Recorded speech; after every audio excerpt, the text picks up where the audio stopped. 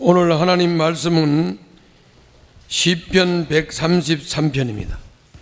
시편 133편 1절부터 3절.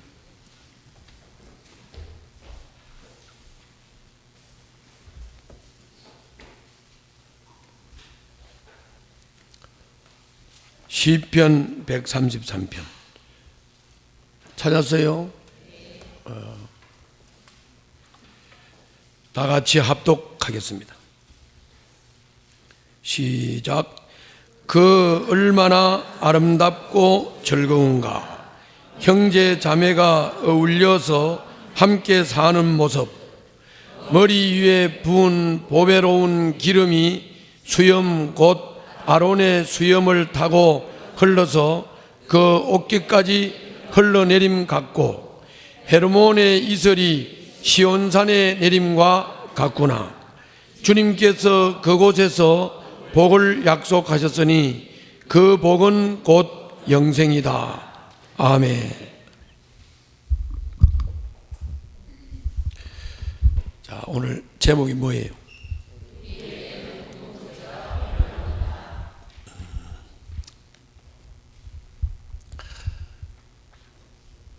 공동체가 우리에게 왜 필요한가 하는 이 제목의 또 다른 측면의 설명은 이런 거죠. 사람이 혼자 살 수 있는가? 어때요? 혼자 살 수 있어요? 알긴 아네. 근데 왜 자꾸 싸우고 우리 질투하고 그래? 예? 하여튼 우리에게 공동체가 왜 필요한가? 나 혼자 살 수 있나? 원래 사람은 혼자서 살 수 없어요. 이렇게 서로 상호 의존적으로 서로 의지하고 서로 도와주고 도움을 받고 이렇게 같이 이렇게 어우러져서 살아야 되는 거지. 그래서 불교에서 말하는 천상천하 유아독존은 틀린 말이에요. 알았지요? 천상천하 유아독존이 뭔지도 모르지? 그러니까 대구도 안 하는 거 같고. 천상천하 유아독존은 하늘과 땅에 오직 남만 존재한다는 거예요. 예? 있을 수 있어요, 없어요? 있을 수 없어요. 대꾸를 좀 해봐. 혼자 살 수 없다. 우리는 공동체로 살아야 되기 때문에, 그래서 우리에게 가장 중요한 것은 관계예요. 관계가 중요한 거예요. 알았지요? 자, 그러면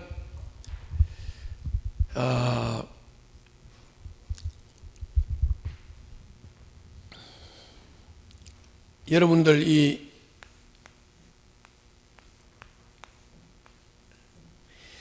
맥이라는 단어 아시죠? 맥. 이제 창세기부터 요한계시록까지 이렇게 맥이 흐르는 게 있어. 맥이. 뭔만 이해가죠? 맥이 흐르는 게 있다고. 하나는 예수 그리스도. 그러면 창세기부터 요한계시록까지 흐르는 가장 중심적인 맥이 예수 그리스도. 또 예수 그리스도만 있는 게 아니고 이런 것도 있어요.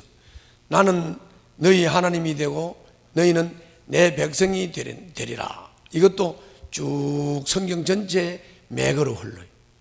또 한 가지 맥이 있는데 그 맥이 공동체야. 뭐라고?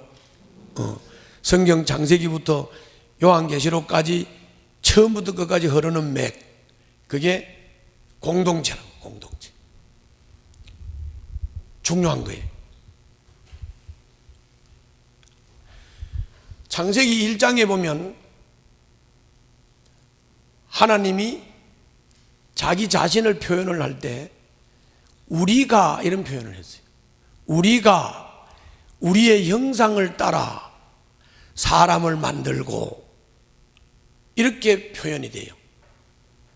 하나님이 자기 자신을 표현할 때 우리가 우리의 형상을 따라, 하나님이 공동체로 존재하는 것을 설명하는 거죠.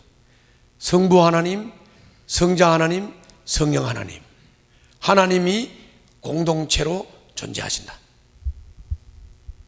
또 2장에 가면 하나님이 흙으로 빚어서 사람을 만들었어요. 사람을 만들어 놓고 이 아담이 혼자 독처하는 게 보기가 좋지 않았어요. 그래서 아담을 잠들게 만들고 아담의 갈비뼈를 빼서 여자를 만들어 가지고 둘이 결혼을 시켜서 하나로 살게 하고 자녀를 낳아서 가족 공동체를 이루게 했어요. 맞아요, 안 맞아요? 하나님도 공동체로 존재하고 우리 인간도 가족이라고 하는 공동체로 존재하도록 하셨어요.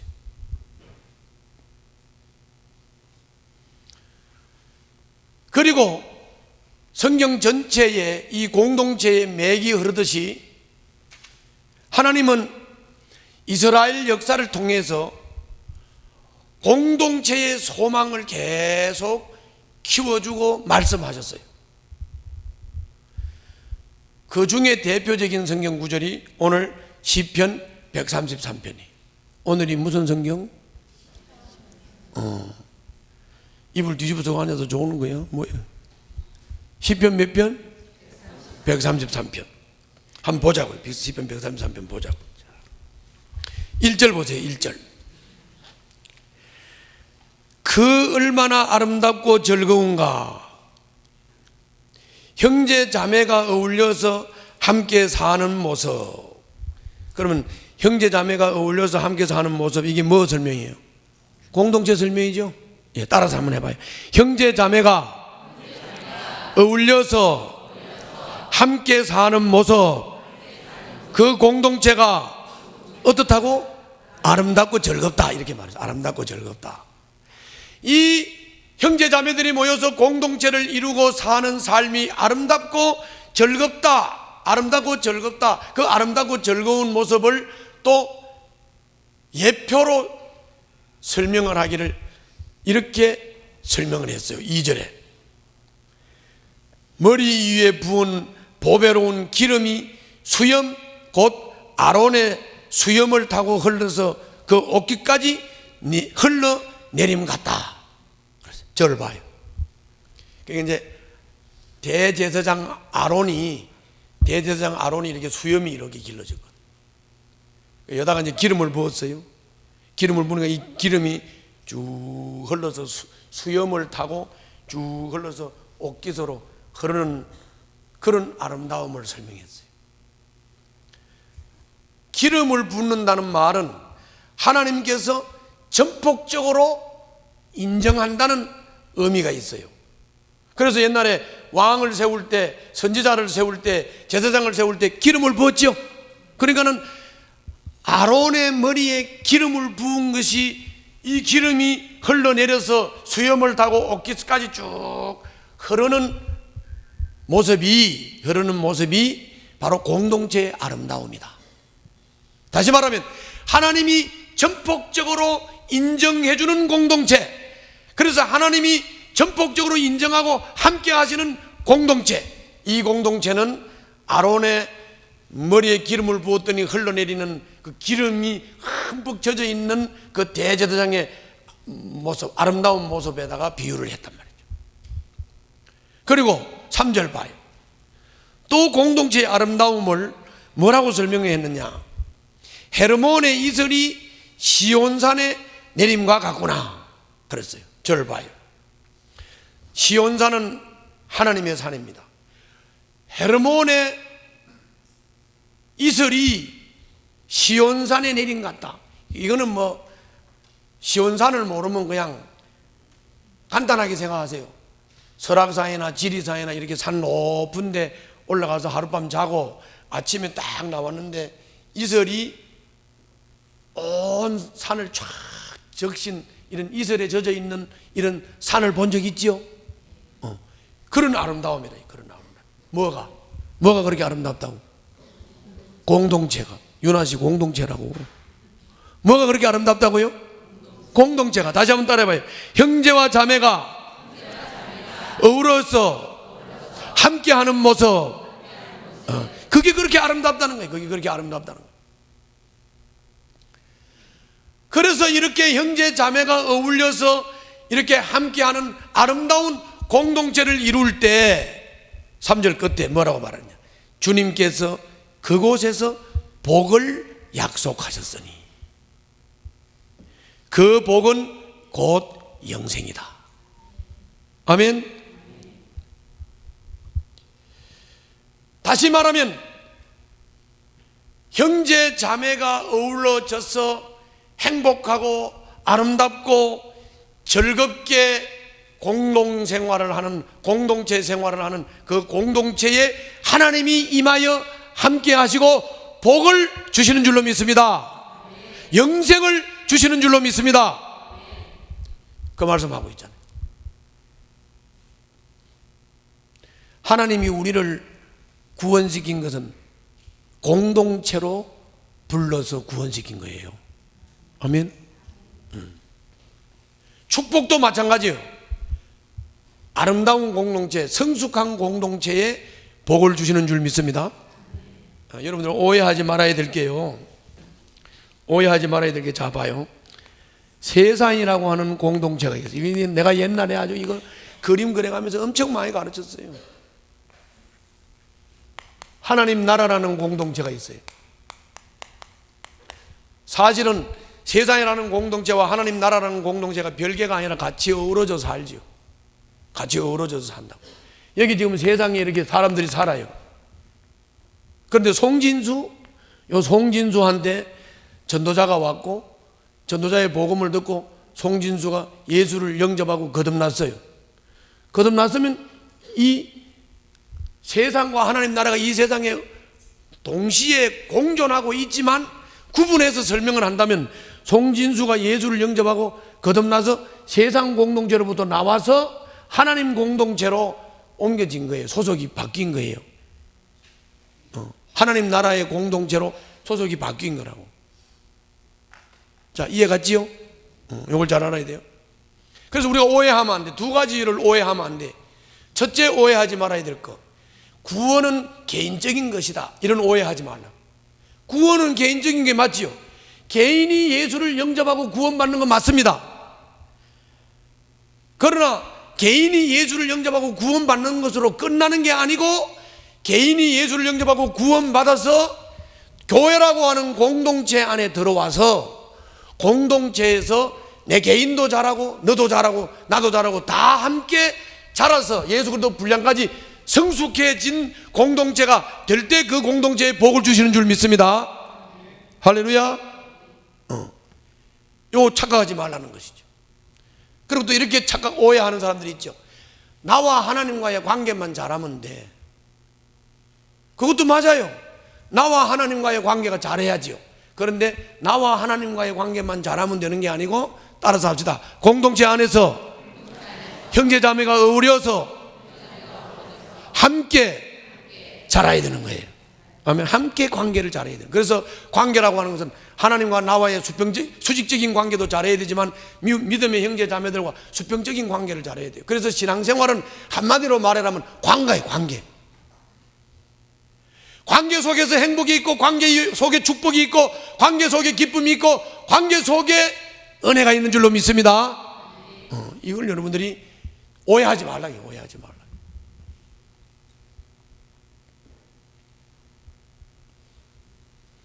공동체를 떠나서는 축복이 없습니다.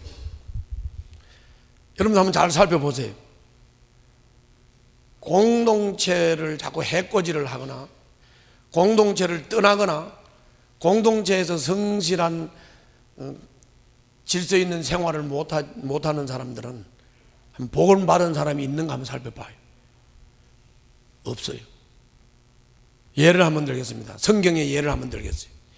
룻기서를 보면 룻이 베들레헴에서 살았어요.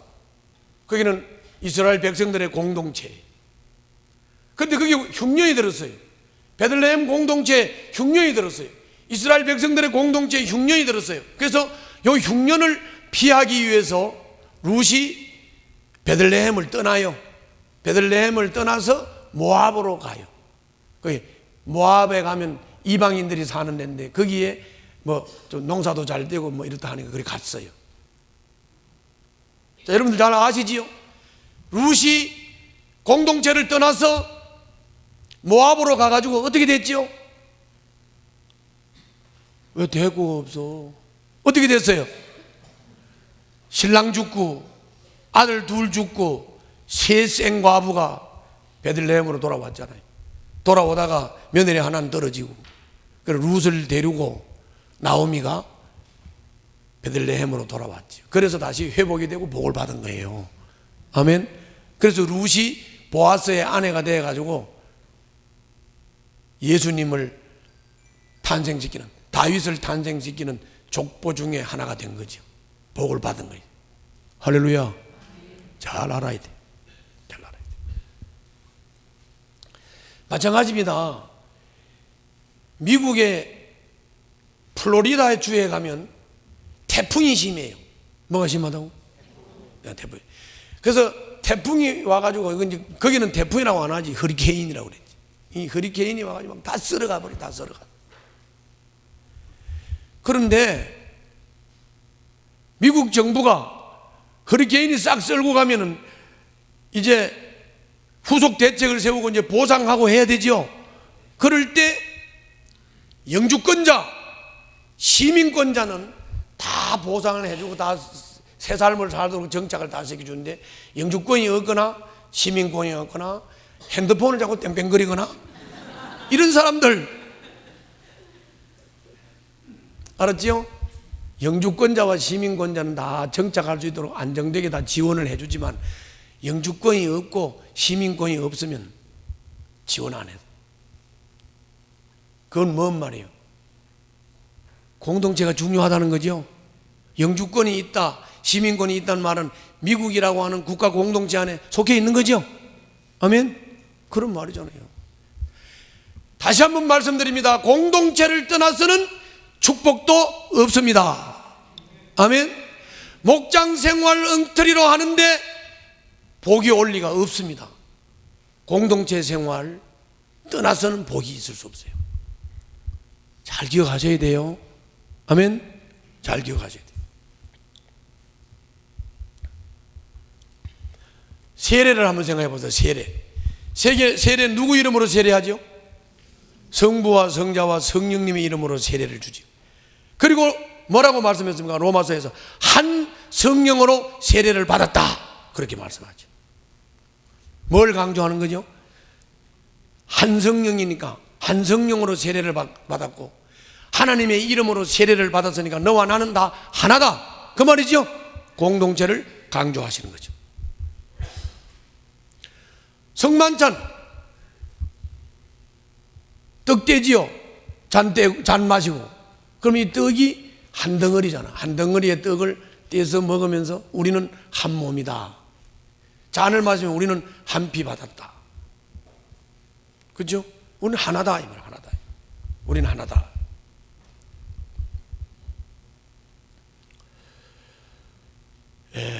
역사적으로도 이 공동체에 대해서 여러 가지 오해가 있습니다. 오해가 있는데, 우선 사도시대의 공동체를 보게 되면 최초의, 그러니까 예수님이 십자가 지고 죽으시고 장사 지내마 됐다가 부활해서 하늘로 승천하시고 성령님이 오셨어요. 성령님이 오셔가지고 초대교회가 막 형성될 때, 그때 제일 처음으로 바로 이 공동체가, 아름다운 공동체가 형성이 됐었어요. 한번 볼까요? 사도행전 2장을 한번 보세요. 사도행전 2장.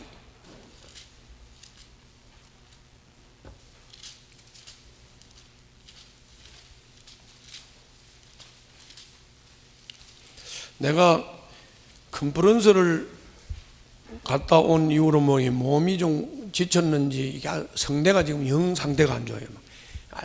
그래서 소리를 질러야 이제 소리가 좀 나오는 정도. 자, 폈어요? 그래서 자꾸 이렇게 노래 보지만 말고 물어보면 대꾸도 좀 잘하고 해요. 알았죠? 내가 너무 힘들어. 목이 아파서. 자, 사도행전 2장 43절부터 47절. 요게 사도시대에 초대교회 당시에 최초로 나타났던 공동체 모습이에요.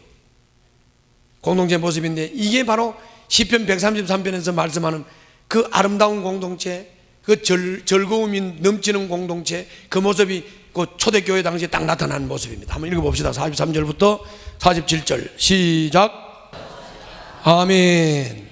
야, 여기 보면 모두 함께 지내고 모든 것을 공동으로 소유하고, 그리고 날마다 한 마음으로 성전에 모이고 집집이 돌아가면서 모이고 빵을 떼고 순전한 마음으로 기쁘게 음식을 먹고 하나님을 찬양하고, 그리고 모든 사람에게 막 호감을 받고, 그랬더니 구원받는 자의 수가 날마다 더해가고. 할렐루야. 이게 사도시대, 다시 말하면 초대교회에 잠깐 나타났던 아주 원칙 그대로 딱 모였던 공동체 모습이에요. 공동체 모습. 근데 이게 잠깐 나타났다가 사라졌어요. 왜 사라졌냐? 믿는 사람의 수가 너무 많아져 버려서 3천 몇백 명으로 믿는 자의 수가 너무 많아졌어요. 너무 많으니까 이런 공동체를 수용할 수가 없는 상태가 되어버렸어요. 그래서 잠깐 나타났다가 그 공동체가 그냥 흐지부지하게 되죠. 그래서 이 공동체를 깨달은 사람들이 이 공동체 운동을 계속 하죠. 그래서 중세시대에 수도원 운동을 해요. 수도원 운동. 그게 뭐냐면 그 수녀들 그리고 사제들이 이렇게 저 산 깊은 데 가서, 요새 우리나라의 저 절간처럼 산 깊은 데 가서 이제 수도원을 짓고 그 수도원에서 공동체 생활을 하죠. 공동체 개념을 아는 사람들이 공동체가 살아나야 된다고 생각을 해서 중세시대에 수도원 운동을 했던 것인데, 그런데 이 수도원 운동이 사제들하고 수녀들을 대상으로 했기 때문에 일반인들이 할 수가 없잖아요. 그래요, 안 그래요? 그래서 이것도 성경적인 공동체가 될 수가 없었고, 중간에 이제 또 이것도 흐지부지해서 요즘 거의 다 없어졌는데, 우리나라에 공동체가 하나 있죠. 우리나라에 공동체 하나 있는데 그 예수원 같은 데가 바로 그런 데입니다. 안 가봤으니까 모르지? 예수원이 있어. 강원도 태백에 가면 예수원이라는 공동체가 있다고. 그건 알아요? 가나안 농군학교? 그것도 안 들어봤지? 하여튼 뭐 기적적인 겁니다. 가나안 농군학교 같은 것도 하나의 그런 어떤 공동체죠. 공동체인데 그런 거는 일반적이질 않아. 일반적이질 않기 때문에 특별한 사람들이 하는 공동체이기 때문에 이게 좀 성경에서 말하는 공동체를 이뤘다고 볼 수가 없는 것이죠. 자, 현대는 어떤가? 현대는 아예, 현대 교회는 이 공동체를 아예 포기해버렸어. 아예 포기해버렸다고. 그래가지고 주일날이 되면 그냥 주일 예배 드리고 흩어지면 그만이. 뭐 어느 교회 주일 예배 되면 주일 예배 와가지고 이렇게 모여 앉아서 예배 드리고 흩어지면 그만이. 아예 그냥 공동체가 안 되는 겁니다. 공동체를 포기해버렸습니다. 그러니까 교회가 힘을 잃어버렸어요. 교회가 파워가 없는 거예요. 여러분, 공동체를 우리가 이해하지 못하면 성경이 이해가 안 돼요. 공동체를 이해해야 성경이 이해되게 돼 있어요. 요한복음 10장 10절에 보게 되면 예수님이 말씀했어요. 내가 온 것은 너희들로 생명을 주고 생명을 풍성히 줘서 누리게 하려고 오셨다고 말씀했어요. 아니, 예수 믿으면 풍성한 삶을 산다는데, 예수 믿으면 풍성한 생명을 누린다는데, 그런데 여러분들 교회 생활을 하는 사람들 하나하나 다 체크를 해보면 교회 생활이 행복하지 않다. 교회 생활이 행복하지 않다. 그런데 나는 아주 신기한 경험을 했어요. 그게 뭐냐면 저 강원도 고성군 주광면 오호리에서 내가 군에 있을 때 오호교회에 제가 출석을 했거든요. 그 교회는 한 50명 정도 모이는 교회였어요. 그런데 그 교회는 그때는 구역이었는데 이 구역이 진짜 가족처럼 모였어요. 가족처럼 모였어요. 그러면 이제 부대 출근했다가 나와가지고 이제 뭐 구역 모임하러 가면은 집사람은 그때 애가 셋을 낳아가지고 하나 업고 하나 걸리고 내가 하나 손잡고 이래가지고 열심히 그 시골 마을에 가가지고 모여가지고 옥수수 삶아 먹고 감자 삶아 먹고 이러면서 막 가족적인 분위기로 밤 늦는 줄도 모르고 막 11시, 12시까지 대화를 나누면서 그런 체험을 했어요. 나는 교회 생활이 행복했어요. 그 가족같이 모이는 공동체 때문에 행복했어요. 그런데 요새 현대교회 수천 명씩 수백 명씩 모이는 교회, 주일날 모여서 예배드리고 헛헛 집에 가면 그만인 교회 한번 가서 물어보세요. 행복한가? 교회 생활이 행복하지 않아요. 신앙생활을 하면 할수록 회의만 와요. 말씀을 들으니 부담은 되지, 삶이 기쁘질 않지, 즐겁질 않지. 신앙생활이 행복하지 않아요. 왜 그러냐? 따라해봐요. 공동체를 잃어버렸기 때문이다. 경건의 모양만 있고 경건의 능력이 없는 공동체를 잃어버리니까 성경에서는 풍성한 생명을 주셨다는데 우리들의 삶이 행복하지 않고 풍성한 삶을 누리지를 못하는 것이죠. 그런 겁니다. 여러분들 지난주에 설교했던 에베소서 4장 13절 말씀도 그렇잖아요. 너와 내가 예수님을 알고 예수님을 믿는 일에 너도 잘하고 나도 잘해서 다 예수 그래도 분량까지 자란다. 예수 그래도 분량까지 자라서 충만해지면 거기에 하나님의 은혜가 임하는 건데, 요새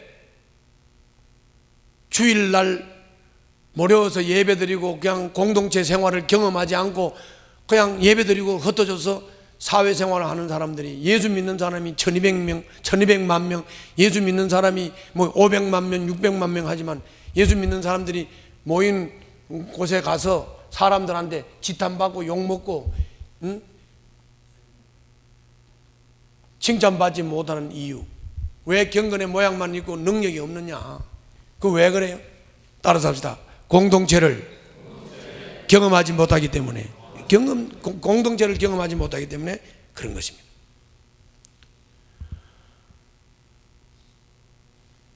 고린도전서 12장 27절부터 28절에 보게 되면 우리 예수 믿는 사람들을 보고, 자 따라서 합시다.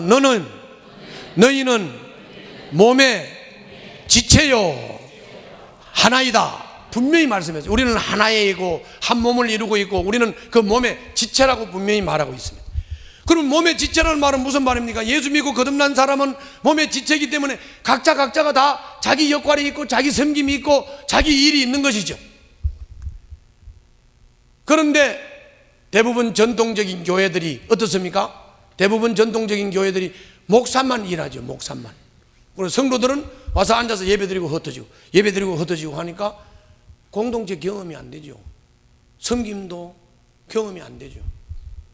그러니까 모양만 있는 거지 능력이 없는 것이죠.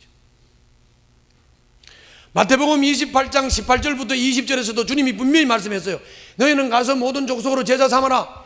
아버지와 아들과 성령의 이름으로 세례를 주고 내가 분부한 모든 것을 가르쳐 지키게 하라. 그러면 내가 세상 끝날까지 너희와 항상 함께 있겠다. 분명히 주님이 그렇게 말씀했습니다.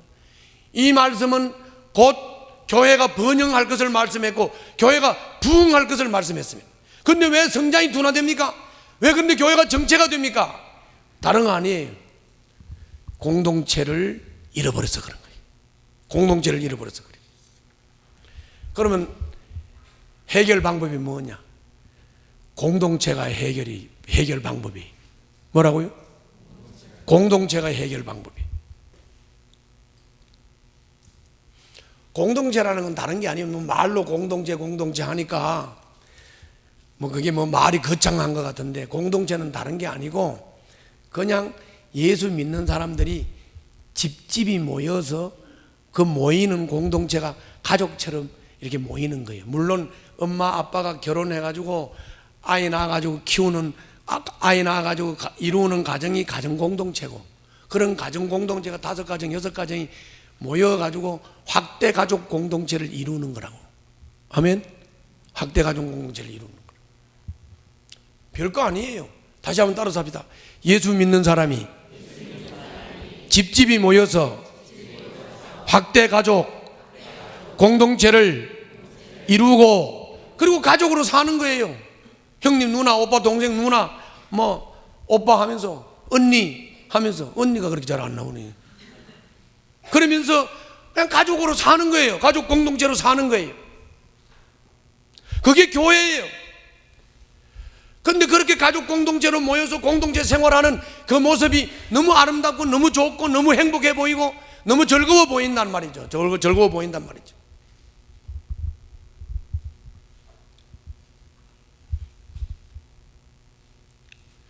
근데 요새 현대교회가 그렇지 안 하잖아요. 그렇지 안 하니까 야, 이거 성경하고 너무 달라, 이렇게 하는 거죠.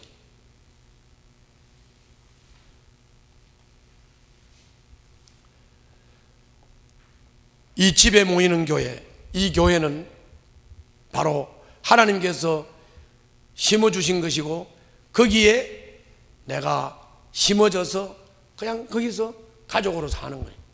가족으로 사는 거예요. 자, 여러분들 가운데 아직도 목장 안에서 얼라처럼 자기 책임도 자기 역할도 못하는 사람, 오늘 자기 점검을 하세요. 그리고 나는 목장 같은 데는 안 나가, 그리고 나는 내 혼자 한번 살아보겠어. 점검을 해보세요. 점검을 한번 해보시라. 공동체가 성숙해질 때 성숙한 공동체를 통해서 하나님이 복 주십니다. 이걸 꼭 여러분들이 잊지 마셔야 돼요. 잊지 마세요. 내가 예를 하나만 들게요. 여러분들 그 마태복음이나 마가복음, 누가복음에 보게 되면은 이제 어떤 일하는 사람이 밭에 가서 일을 하다가 보물을 발견했어요. 그럼 비유 아시죠? 밭에서 일하다가 보물을 발견했어요. 그럼 보물을 발견하면 그거를 덮어놓고 와가지고 자기 재산이가 뭐 다 팔아가지고 그 보물 있는 땅을 산다 하는 거 있죠? 그 비유하고 똑같은 건데요. 자, 우리 교회도 와서 집회를 한 일주일 했습니다. 이재동이라는 목자인데 기억하세요? 근데 이것도 기적이야. 와서 뭐 집회를 하고 간 사람도 잊어버려. 이재동이라는 목자가 여기 왔다 갔다고 여기 와서 집회를 했는데, 그 양반이 뭐 여러 가지 얘기는 할 필요 없고 그 양반이 가방끈이 긴 사람이야. 서울대학 출신이고, 그리고 미국에 가서 박사학위를 받고 서울대학교 교수로 초빙을 받았어. 그런데 이 양반이 서울대학 교수를 거절했어. 그리고 미국에 그냥 회사에 취직을 해가지고 미국에 눌러 앉았어. 미국에 눌러 앉았어. 그래가지고 목자를 하고 있어. 서울교회에서. 그래서 내가 그 양반이 너무 신기해서 불렀고, 그리고 내가 물어봤지. 당신은 왜 서울대학교 교수 자리를 거절하고 거기 눌러 앉아가지고 목자를 합니까? 그랬더니 이 사람 대답은 간단해. 나는 보화를 발견했기 때문입니다. 그 보화가 뭔데요? 그랬더니 목장이에요. 목장 생활 너무 행복하고 좋아요. 목장을 통해서 영혼 구원도 되고 목장 생활이 행복하고 즐겁고 너무 좋아요. 그래서 포기했다는 거야. 서울대학교 교수 포기했대요. 제동이가, 김제동이 말고 이제동이.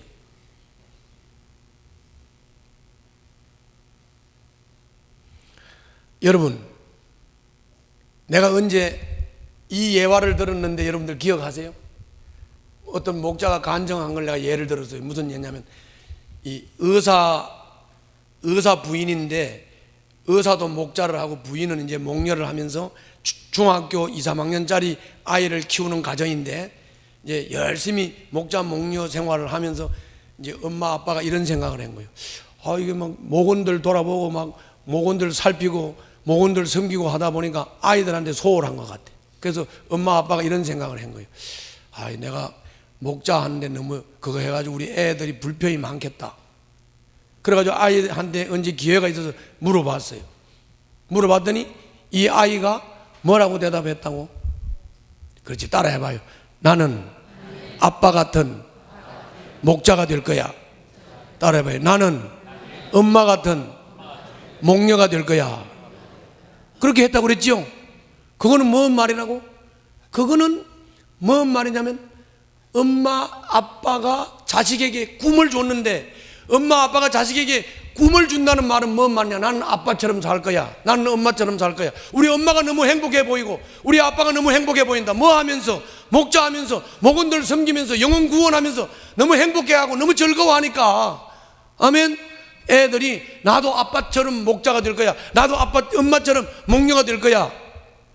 그래서 내가 여러분들한테 자식들에게 꿈을 주는 엄마 아빠가 되라고 도전하지 않았습니까? 했지요? 꿈을 주세요. 꿈을 주는 게 다른 게 아니에요. 이재동 목자처럼 여러분들의 목장 생활, 영혼 섬기고 영혼 구원하고 목장의 성도들과 서로 섬기고 사랑하는 그 목장 생활이 행복하고 즐겁고 기쁘면 여러분들 자녀들이 볼 때, 그리고 처음 교회 나온 사람들이 볼 때 여러분들이 행복하고 여러분들이 즐거워하니까 나도 저렇게 해야지, 나도 저 사람처럼 해야지, 나도 엄마처럼 해야지, 나도 아빠처럼 해야지, 이렇게 행복한 여러분들의 삶을 공동체 안에서 보여주시기를 주님 이름으로 축원합니다. 여러분, 휴스톤에 가면 명인성 박사가 있어요. 그 명인성 박사는 이수광이를 변화시킨 사람이에요. 이수광이는 서울교회 후임 목사입니다. 이수광이가 어떻게 변화가 됐냐? 그 사람도 한국에서 잘 나가는 대학교 출신이고 LG 미국 주재원으로 간 사람이에요. 근데 그 미국에 가가지고 별로 교회 생활이 한국에서는 행복하지 않았기 때문에 뭐 교회 생활을 별로 흥미가 없었는데 어떻게 전도를 받아가지고 서울교회로 나갔는데, 그 서울교회에 나갔는데 명인성 박사가 있는 목장에 갔어요. 명인성 박사는 박정희 대통령 당시에 석유 박사로 세계적으로 유명한 사람이고, 그때 당시는 이미 머리가 허해가지고 70노인이에요. 70노인이라. 그런데 그 목장에 이수관 목사가 갔는데 목자 뒤를 이 박사가 쫄쫄 따라다니면서 목자 가방을 들고 따라다니면서 너무 행복해 하는 거예요. 너무 행복해 하는 거예요. 그래서 이수광이가 생각을 한 거예요. 맨 처음에 도대체 이 목자가 뭐고 도대체 이 목장 생활이 뭔데 이렇게 이 노인 양반이, 그리고 이 박사가, 이 유명한 사람이 이렇게 기뻐하고 즐거워하는가? 목장에서 행복하니까, 목장에서 즐거우니까, 목장 생활이 의미 있고 보람이 있으니까. 할렐루야. 그런 거죠. 그런 거죠. 그래서 이수광이도 눌러 앉아서 서울교회 후임 목사가 된 거예요. 아멘. 자, 여러분, 이 목장이라고 하는 것은 선택이 아니에요.